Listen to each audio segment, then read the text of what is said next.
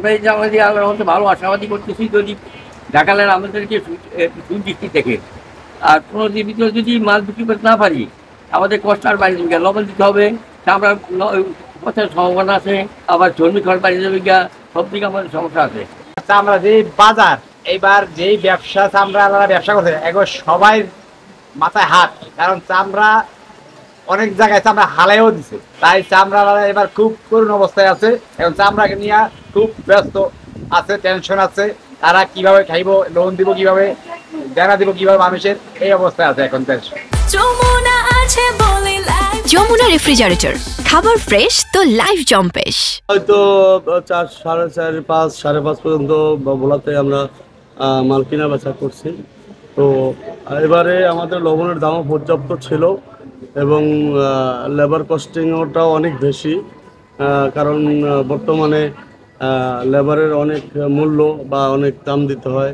তারপর লবণ, লেবার, গাড়ি ভাড়া সর্ব মিলে আমাদের অনেক পর্যাপ্ত পরিমাণ খরচ আর কি। যাই হোক, তারপরে আমরা কিনছি। এখন আমাদের হাতে যে টোটাল খরচটা আসছে সেইভাবে আমরা ঢাকা নিয়ে এই মাল ওই দামে বিক্রি করতে পারবো কিনা বা আমরা লাভবান হতে পারবো কিনা, এটা নিয়ে আমরা খুব সংশয়ে আছি। এটা নিয়ে আমরা খুব টেনশনে আছি যে আসলে আমরা আদৌ এই টাকা পাবো কিনা বা আমরা এভাবে টাকা পয়সা লাভবান করতে পারবো কিনা। টাকা যাওয়ার পরে আমাদেরকে যেই মূল্যটা বলে তারা বেঁধে দেয়, সরকার নির্ধারিত যেই মূল্যে আমাদেরকে বলে, কিন্তু আমরা টাকা যাওয়ার পরে আমাদেরকে ওই মূল্য কখনই দেন, কখনই আমাদেরকে এভাবে টাকা দেয় না, ওই দাম না আমাদেরকে দেয় না।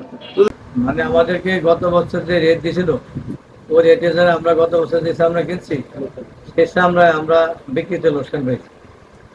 এখনো এই বছর গভর্নমেন্ট যে রেট ভেন্ডার যে নির্ধারণ করে ওই হিসাব করে আমরা কিনছি, তো এই হিসাবে দেখা যায় রেট এবার বেশি গেছে অনেক, বুঝছেন।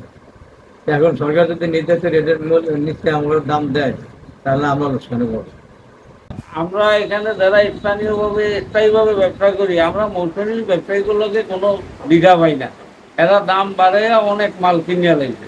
আমরা এইভাবে এখন যদি আড়তদারেরা ট্রেনারিওয়ালারা টাকা টুকা ঠিক মতো দেয় আর আমাদের যে রেটটা গভর্নমেন্ট ঘোষণা করছে যদি এইটা হয় তাই লাভবান, আর নাইলে গতবারের মতো এইবারে লোকসানে পড়বে।